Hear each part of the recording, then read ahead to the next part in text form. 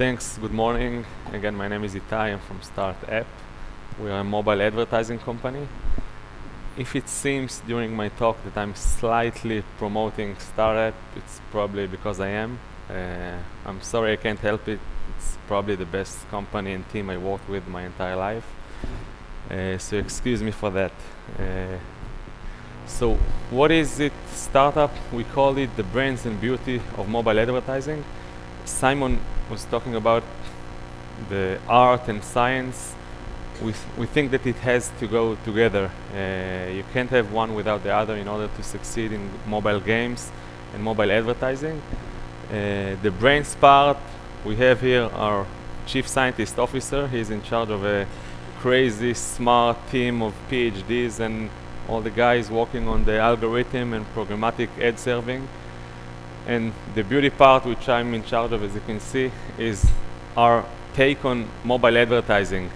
It's kind of a different approach of gamification of the ad itself. 3D interactive kind of ads, seductive to users, and we see that the performance goes higher as the ad itself looks good, and there is a strong BI part behind it, serving the right ad to the user at the same time. My entire talk is based on our user base. As you can see, we have a little bit over 350 million monthly active users global. And I'm going to talk about trends and strategies in advertising 2015. So this is a standard picture in today's world. Everyone has its own device, sometimes even more than one. You see it in homes, in coffee shops, everywhere, you know, less communicating with each other, everyone with his own personal device. One can only assume, you know, if that's what you're going to have in 10 years. But again, the trend and the direction is clear.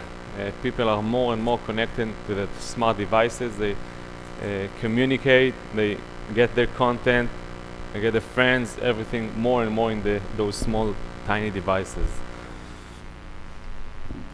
A little bit about our ecosystem. This is the global smartphone shipments and percentage of users using smartphone. It seems, especially in this room, in this city, like everyone has their own smartphone, but as you can see on the right, only 30% of the mobile users have a smartphone. The iPhone, the Android, whatever. It means there is a lot more room to grow. A lot of big parts of the world still are not connected with smartphones. I'll show you later on regions and countries. But again, with this huge spike in usage of mobile, there's still a lot of room to grow. This is, again, the mobile usage percentage of web usage. You can see growth from 2013 to 2014. Two regions which, you know, above the others, you can see South America and Africa. South America from 2013 to 2014, almost 3 times more people consume their data from mobile versus web. Africa as well, more than double. And again, those are difference and changes from 1 year, from 2013 to 2014. Again, all the slides pretty much the same. Mobile is booming. Everybody knows that. It's a huge challenge for everyone. This is about the online advertising pie. In purple, the desktop, and in green, the mobile advertising money spent.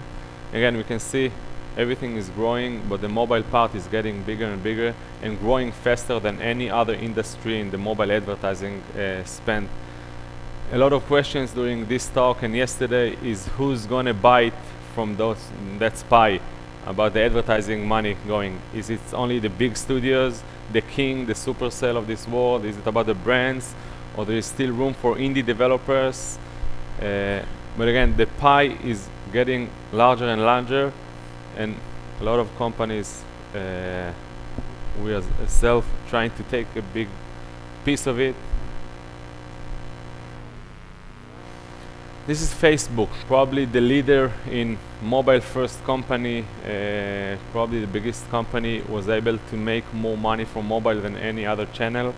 Their Q3 ending showed almost $2.5 ARPU per mobile user, with more than 80% of the users connecting to Facebook from mobile. Again, they said it's a mobile approach more than a year ago, and one of the first huge company was able to do so. This is one of the most interesting slides in my presentation. It's the time spent versus money spent in the USA. And as you can see, the middle of the slide makes totally sense, meaning where people spend their time, the advertisers spend their money. You can see radio, TV, desktop, pretty much the same. But on the two sides, the print and the mobile, there is an anomaly in the way that people are spending their time versus where the brands are putting their money at. And again, you can see that the print, people are spending 5% of their time, but still almost 20% of the money is spending on the print. Mobile is completely the opposite. 20% of the time, while only 4% of the revenue. Again, we see that every year the gap is shrinking, and the gap will continue to shrink, and brands and other advertisers are pouring more and more money into mobile, and we as users and game studios are going to enjoy it. Sorry for the print industry, but again, that's what we see in 2015. Probably you can't help it. This is the mobile ad spending forecast. We are talking about a $30 billion industry in 2014, but we estimate it to grow 3 times bigger by 2018. A lot of money. The big companies are, again, mainly Facebook, Google, Twitter, and more are helping bringing the brands, and the brands are putting the big budgets, and again, eventually we'll all enjoy it. So, about going native. Native was probably the buzzword of 2014 in mobile advertising. Everybody is talking native. Facebook are doing native. A lot of companies said it's a native only company. Now, what is exactly native and how do we see it? Native, in a sentence, it's about customizable ads, or bringing the ads and with the look and feel of the game, of the app, put it embedded seemingly smoothly with the game, without the pop-up or the banner or the full page, unconnected to the game. I'm gonna show you first. Everybody are talking native, but VentureBeat did a study a few months ago with the top games and top apps, and asking what kind of monetization models are you really using. And you can see about half are using in-app purchase, which is the holy grail of any game monetization, and the interstitials, the full page ads. And you can see that the video is up there, offer wall, app walls, and native ads, only less than 1% are using native ads. So we can see it, everyone is talking about it. Still, it didn't change the ecosystem, but again, this year is going to present a change in the way that people consume and developers are using native ads. 2 examples for us with our clients. One is La Liga. It's the Spanish football official app with news and updates from the Spanish football league. And here you can see, I'm not sure if you can see, but it says advertising, seemingly like a part of the news feed, but says with a disclaimer of advertising, with an app of FIFA 14 by EA. So it's a great combination of a well-branded app from a great publisher from EA, with exactly the same content, same look and feel ad of La Liga, working great for them and for us, obviously. Another example is something we did with our partner called The Media, and the app is called Trial Extreme. We took the elements from the game, we took the motorcycle, and we created an ad just for them using the elements from the game. So you can see both screens, two examples of something we did with a partner of us, designing specifically for them a full page ad. Again, works great, the CTR is good, the CPM is good, everyone is enjoying it. This is something, again, more and more companies are doing with their partners. Everyone has a different take of what's native for them, but again, it's about creativity and about the way that you want your users to consume the content and the ads. Key trends in the industry. First, I want to talk about the in-app purchase. Again, holy grail of any app, any game, but reality is if you put aside the Supercell, the Candy Crush, and the very few studios that can make a living out of in-app purchase only, again, I can see almost no excuse for not mixing it with an advertising model. Usually, in good games, you have 3, 4, maybe 5% of the users that are actually paying. And again, there is no reason why not to use the other 97% of the user and monetize it. Of course, you should do it smart. We are working with our partners in order to let them take good decisions about how to use and how to utilize ads in order to make the money out of the game. Meaning, you don't want to touch the paying user, that's for sure. You don't want to harass them with ads, giving less money for those that are paying a lot in your game. But you can segment your users. You can present ads only to users which are not paying. You can present the ads only to users that spent enough time in the game and didn't spend so far, so you can be 99% sure that they are not going to spend money anymore. Again, Glue is doing it great. They have a great monetization strategy using both in-app purchase and ads to the non-paying users. And again, this is one of the key strategies in order to make good monetization, enough to have a budget, to have a lifetime value of the users, enough for you to do the user acquisition in order to boost the marketing.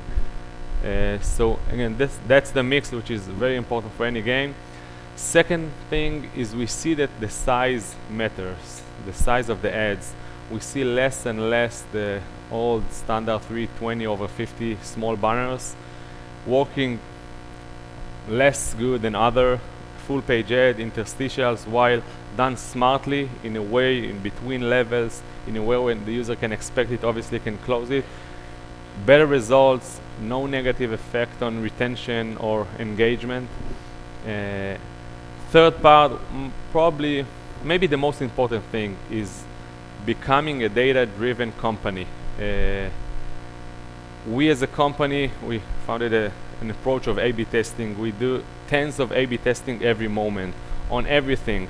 We are not the smartest people ever, but we're just testing every different approach, templates, optimization, different matches between publishers and advertisers.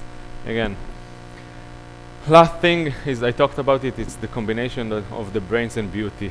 The brains and beauty of the ad, good looking ads result in good performance. Mobile commerce trends, we see more and more users going into mobile before taking decisions about shopping. Again, more users are using their phone before the shopping, get the information instead of approaching the store employees. This is more about what's the influence on the other side, because if users are using mobile, meaning brands and advertisers are going to be there more, and they're going to be and spend more on their mobile budgets in order to reach those users. One last trend before I'm finalizing is we are moving more and more. Advertisers are getting way more smarter than it used to be. 2 years ago, most of the advertisers were talking about volumes. Give me downloads, I want to go up the ranking. It was all about downloads. Now, today's world, it's all about quality. It's all about quality, KPIs, positive ROI. They have large budgets, but only for the channels that are working good for them. And as time will go by, we will move from cost per install, which is the first part of the install, to cost per sale and other models. that are working better for the advertisers. Thank you very much for listening.